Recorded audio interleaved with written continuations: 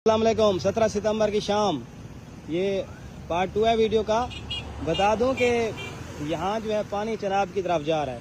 पहले उस तरफ से रोड काटा गया था, यहाँ जूम करके दिखाता हूँ। यहाँ आप देखें, ये क्रेन के साथ इस तरफ जो है वहाँ से लेकर वहाँ तक ये रोड का जो है शगाफ है, एक बड़ा शगाफ है। तो यहाँ ज़रा मैं ऊपर चढ़ने की कोशिश करता हूँ ताकि आपको वाज़ेह हो सके। वो देखें कितना बड़ा शगाफ है, ये देखें। यहाँ इसको तोड़ा गया था ताकि शहर को बच जाए और पानी इस तरफ से आ जाए। लेकिन अब जो है सूरत हाल ये है कि पानी पहले इस तरफ चलता रहा, इसमें यानी अपना दरिया ब्यास में गया, उस अपनी असली जगह पर गया।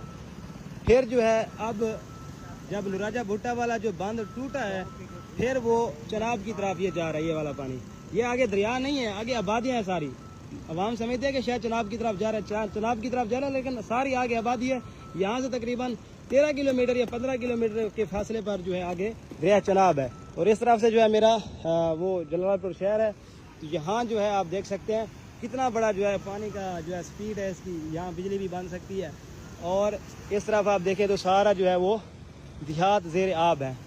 तो बहरहाल ये अब तक की जो खबर थी आपको बता दूं। जो समझते हैं कि पानी रुक गया है, तो भाई पानी नहीं रुका। अगर रुका होता तो फिर इस तरफ क्यों जाता।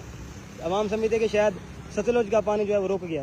भाई सतलुज का पानी उस वक्त रुकेगा जब भावलपुर का पानी जो है पुल के नीचे से, आप देखेंगे कि भावलपुर से पुल के नीचे से पानी जो है वो मशरक की तरफ चल रहा है, यानी उल्टा बह रहा है।